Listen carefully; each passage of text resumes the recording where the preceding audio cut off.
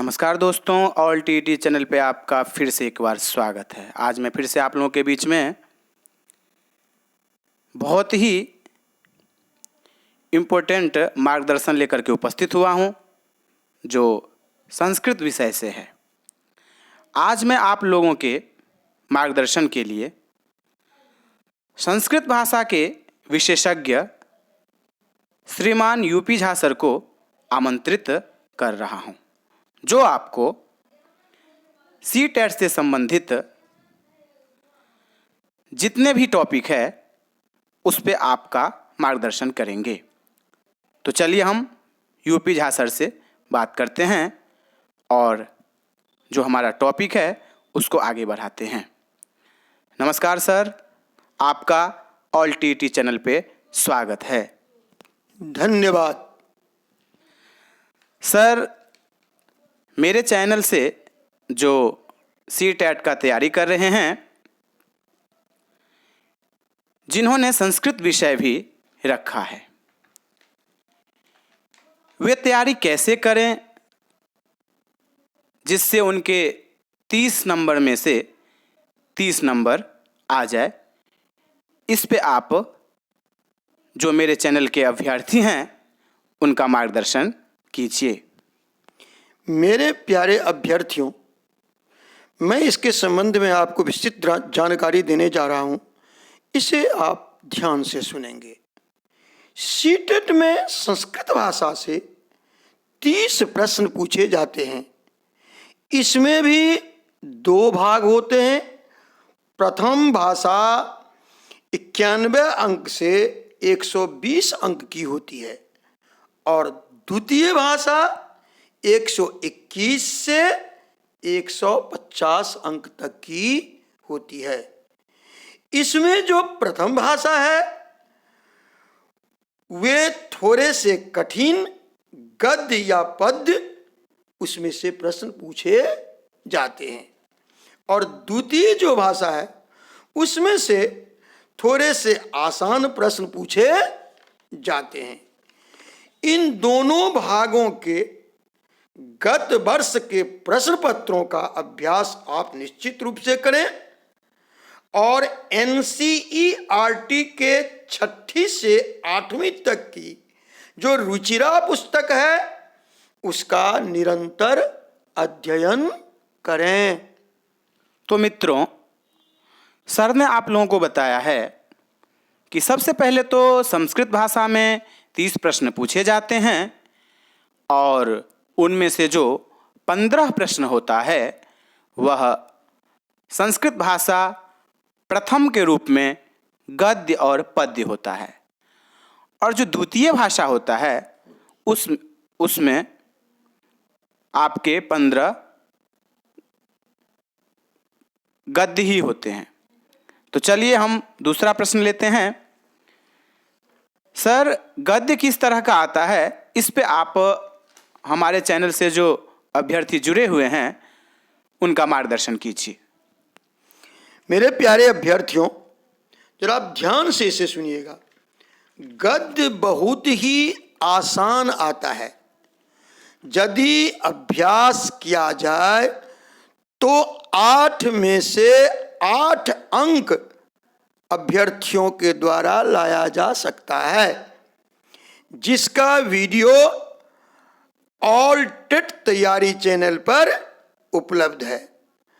गद्य को ध्यान से पढ़ना होता है और उसी के अंदर से प्रश्नों का उत्तर देना होता है, जिसे आप आसानी से उस गद्य के अंतर्गत ही ढूंढ सकते हैं और आप निश्चित रूप से आपके 8 में से 8 अंक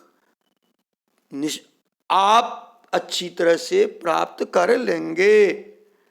बच्चों, संस्कृत द्वितीय भाषा में 15 अंक केवल गद्य ही होता है। तो गद्य के बारे में सर ने आप लोगों को बताया कि किस तरह के गद्य सी-टेट में पूछे जाते हैं अब हम सर से पद्य के बारे में जान लेते हैं कि सर पद्य किस तरह का आता है, उस पे हमारे अभ्यर्थी को आप मार्गदर्शन कीजिए। बच्चों, पद्य भी एनसीईआरटी बुक से ही पूछा जाता है, जिसका अभ्यास आप रुचिरा पुस्तक से श्लोकों के माध्यम से करेंगे, जिससे आपको 8 में से 8 अंक निश्चित रूप से प्राप्त हो जाएंगे। एनसीईआरटी बुक जो 6ठी से 8वीं तक के लिए दी गई है, जिसका नाम है रुचिरा, उसी से गद्य एवं पद्य साथ में शब्द, धातु रूप, प्रत्यय, कारक, संधि, उपसर्ग, अव्यय एवं अनुवाद का निरंतर अभ्यास करने से आप निश्चित रूप से 100% सफलता प्राप्त कर लेंगे। तो सर ने आप लोगों को गद्य एवं पद्य के बारे में जो जानकारी थी उसको बता दिया कि आप किस तरह से तैयारी करेंगे। अब मैं सर से एक बहुत ही महत्वपूर्ण प्रश्न पूछने जा रहा हूं, जो आप लोगों के लिए बहुत ही महत्वपूर्ण है। सर, संस्कृत भाषा के अंतर्गत मनोविज्ञान से किस तरह के प्रश्न पूछे जाते हैं और कितने नंबर के होते हैं, कृपया आप हमारे अभ्यर्थी को मार्गदर्शित कीजिए। मेरे प्यारे अभ्यर्थियों, संस्कृत भाषा में 15 अंक के प्रश्न मनोविज्ञान पर आधारित होते हैं, जिसे आपने बीएड, बीटीसी, डीएलएड में पढ़ा होगा। इसी पैटर्न पर आधारित होते हैं ये। सिर्फ भाषा का ही अंतर होता है। आप भाषा समझने की कोशिश कीजिएगा, आप आसानी से इसे बना लेंगे, इसमें कोई भी संदेह नहीं है। और जो निर्धारित अंक है उसे आप पूरी तरह से 100% प्राप्त कर लेंगे। तो सर ने आपको साइकोलॉजी मनोविज्ञान के अंतर्गत जो प्रश्न पूछे जाते हैं उसके बारे में भी मार्गदर्शित किया। आगे अब देखा जाए तो इस बार का जो सीटीईटी है उसमें सिर्फ 1 महीने बचे हुए हैं या बची हुई हैं। तो सर से मैं यही निवेदन करूंगा कि 30 दिनों के अंदर में ज़्यादा से ज़्यादा तैयारी अभ्यर्थियों के द्वारा कैसे की जा सकती है, जिससे मेरे चैनल से जो जुड़े हुए अभ्यर्थी हैं वो 30 में से 30 अंक प्राप्त कर सके। तो सर, 30 दिन के अंदर में कैसे तैयारी की जा सकती है, शॉर्ट ट्रिक्स के माध्यम से आप थोड़ा जो मेरे अभ्यर्थी हैं उनको मार्गदर्शित कीजिए। मेरे प्यारे अभ्यर्थियों, सबसे बड़ी बात तो यह है कि समय समय पर शिक्षक के द्वारा इस परीक्षा से संबंधित जो कुछ भी निर्देश दिए जाते हैं उसका आप अक्षरशः पालन करें, उसी के पैटर्न पर चलने का प्रयास करें। और दूसरी बात है कि निरंतर मेहनत करने वाले बच्चे ही जीवन में सफल होते हैं। तो मैं आप लोगों से यही कहूँगा कि शिक्षक की बातों का अनुसरण करते हुए आप निरंतर निर्देशित बातों पर चलते हुए अभ्यास करेंगे तो निश्चित रूप से इस परीक्षा में आप अच्छे अंकों से उत्तीर्ण होंगे।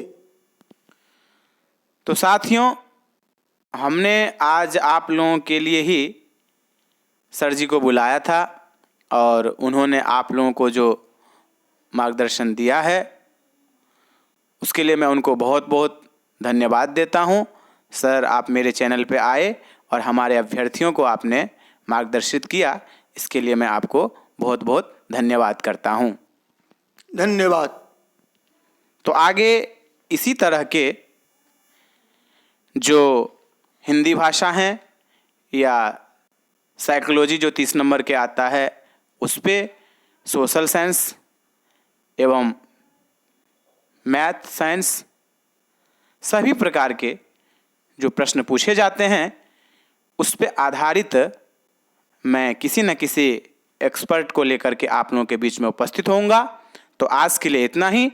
आप चैनल को सब्सक्राइब करें, लाइक करें एवं अपने दोस्तों में शेयर करें। धन्यवाद।